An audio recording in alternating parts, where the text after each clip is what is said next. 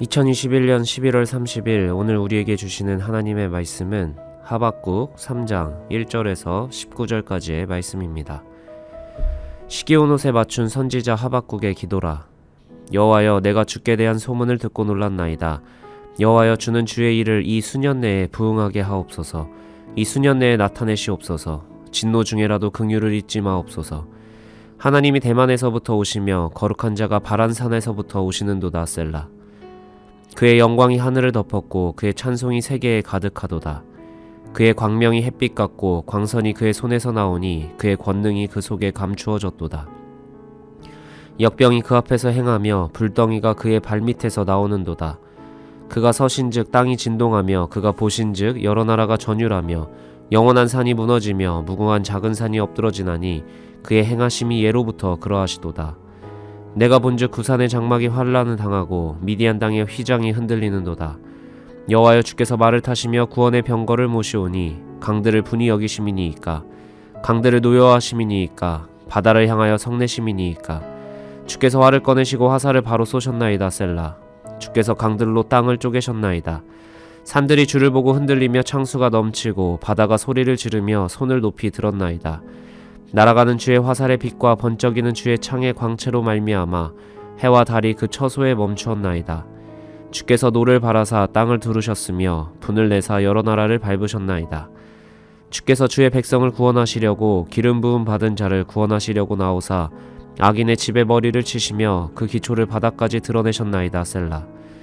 그들이 회오리 바람처럼 이르러 나를 흩으려 하며 가만히 가난한 자 삼키기를 즐거워하나 오직 주께서 그들의 전사의 머리를 그들의 창으로 찌르셨나이다.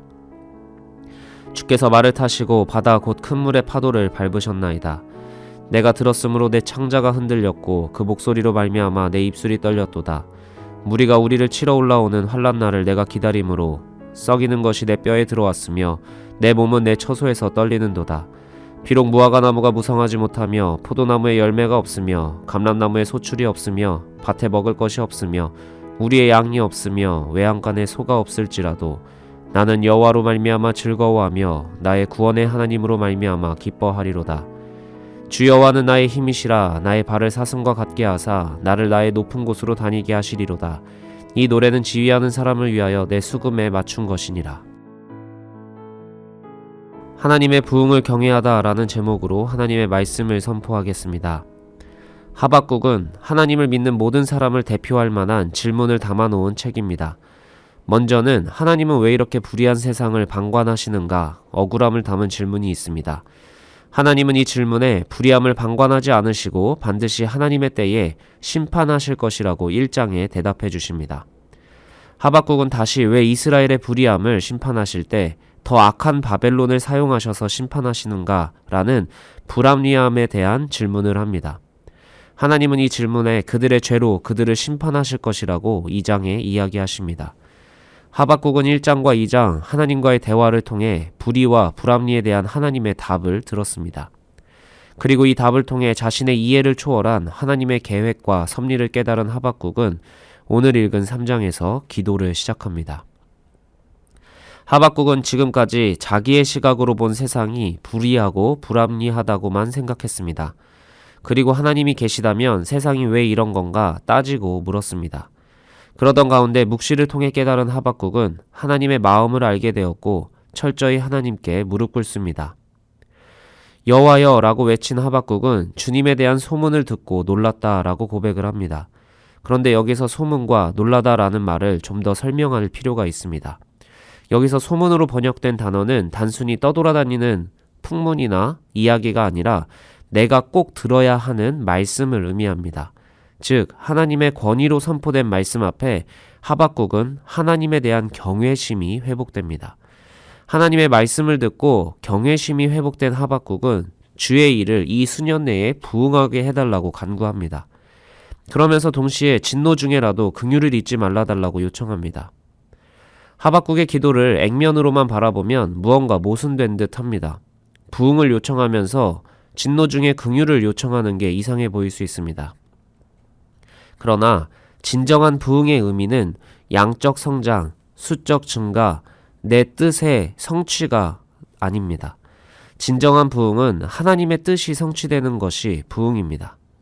주님의 뜻대로 주님의 일이 이루어지는 것이 부흥이라는 것이죠.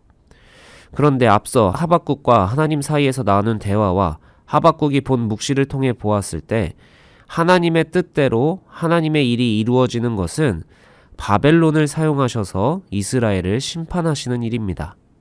그리고 이 이후에 바벨론까지 심판하시는 것이 계시된 하나님의 뜻입니다. 하박국의 기도는 단순히 내가 원하는 대로 내 뜻을 이루어달라는 부흥을 기도한 것이 아니었습니다. 하나님께 따져 묻듯이 이게 맞냐고 했던 하박국은 하나님의 말씀 앞에 하나님의 뜻만을 구하는 경외감으로 가득 차게 된 것이죠. 정말 수용하기 어렵고 두렵지만 그럼에도 하나님의 뜻대로 하나님의 일이 이루어지는 것이 맞다라는 신앙적 겸손함으로 기도하는 것입니다. 이스라엘이 망하고 바벨론의 포로로 잡혀가는 하나님의 심판을 수년 내에 이루어달라고 기도하는 것입니다. 하박국은 왜 이렇게 기도할 수 있었을까요?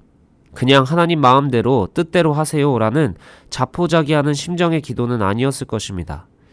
하박국이 이렇게 기도할 수 있는 이유는 하나님의 권세와 영광이 드러난 자리에서 비로소 끝까지 믿은 사람이 산다라는 것을 깨달았기 때문입니다. 하나님의 뜻이 이루어지는 자리가 곧 하나님의 영광이 드러나는 자리인데 때로 그 영광의 자리는 우리에게 매우 당혹스럽고 괴로워 보이는 현상으로 드러나기도 합니다.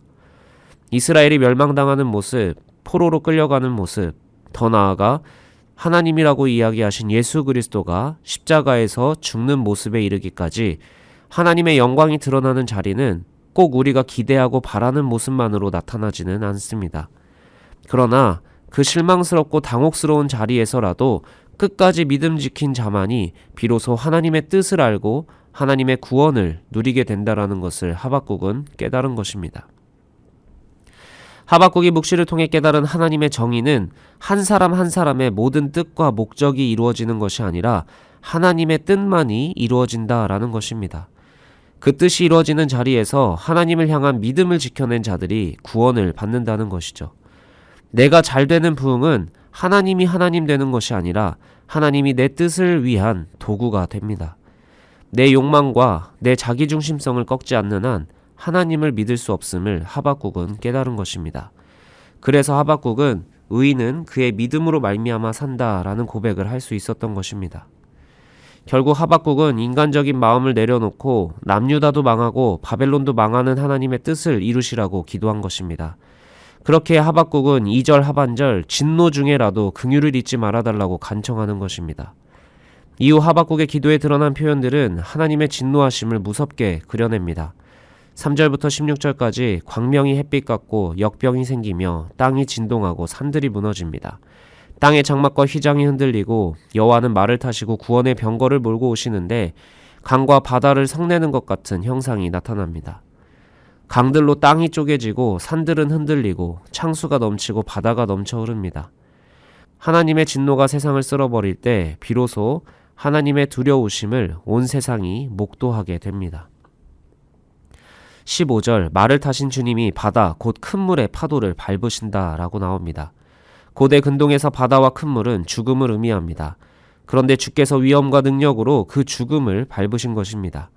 인간은 죽음의 바다에 빠질 수밖에 없지만 주님은 그 물을 밟으십니다. 후에 예수 그리스도가 갈릴리 호수의 풍랑을 밟으심으로 하박국의 기도를 재현하시기도 합니다. 주님은 우리의 모든 죽음과 죄악을 밟고 서십니다. 주님을 향한 경외와 두려움 앞에 하박국의 그 유명한 찬양이 17절부터 시작됩니다. 하나님의 진노와 심판이 임한 땅은 불에 타고 강한 민족에 의해 모든 것이 수탈되는 현장입니다. 온 땅이 점령되고 아무것도 없는 전쟁과 멸망의 유다 땅 한가운데서 하박국은 찬양합니다. 하나님께서 모든 것을 다 쓸어 가셔서 아무것도 없는 그 땅에 오직 하나님만 계신 그날 내가 여호와만으로 기뻐하겠습니다 라고 찬양합니다. 그때서야 비로소 세상은 주 여호와만이 힘이신 것을 깨달아 알게 될 것입니다 라고 고백합니다. 말씀의 여정을 따라 살아갈 때 나이와 경험에 상관없이 모두는 각자의 고난과 어려움에 봉착하게 됩니다. 내가 믿는 하나님이 없는 것 같고 제자들 앞에서 예수 그리스도가 죽으신 것 같은 신앙적인 당혹감과 실패감 앞에 서게 될 때가 있습니다. 하나님이 정말 살아계시다면 왜 이런 불의하고 불합리한 일들이 일어나는가 따져 묻고 싶을 때가 있죠. 하박국의 기도를 통해 모든 불의와 불합리 앞에 서 있는 믿음의 지체들에게 주님은 말씀하십니다. 하나님의 영광이 드러나는 때에 내 개인적인 꿈과 소망 이전에 나를 향한 믿음을 지켜내라고 하나님은 말씀하십니다. 그 믿음이 너희를 반드시 살릴 것이라고 가르쳐 주십니다. 모든 불의와 불합리함을 반드시 심판할 날이 있을 터인데 그 날이 때로는 억울해 보이고 당혹스럽고 두려워 보일지라도 하나님의 선하심을 믿는 믿음만이 모든 것을 회복할 것이라고 가르쳐 주십니다. 하박국이 깨달은 것처럼, 그리고 하박국이 찬양한 것처럼 아무것도 없을 때 하나님만을 믿고 찬양하며 믿음으로 말미암아 살아남는 주님의 자녀가 되시길 주님의 이름으로 축복합니다. 함께 기도하겠습니다. 세상의 불합리함과 불의함 앞에 하나님이 정말 살아계신가라고 묻고 싶을 때가 너무 많습니다. 그러나 주님, 나의 계획에 앞서 주님의 계획을 묻게 하옵소서. 수많은 질문과 의구심을 주님 앞에 들고 나가 주님의 말씀을 듣고 경외한 하박국처럼 나의 부흥보다 하나님의 부흥을 인정하게 하옵소서. 하나님의 말씀 앞에 나의 억울함이 아닌 하나님을 경외하는 마음이 회복되는 우리의 신앙이 되게 하옵소서. 십자가에서 죽으심으로 우리를 구원하신 예수 그리스도의 이름으로 기도합니다. 아멘.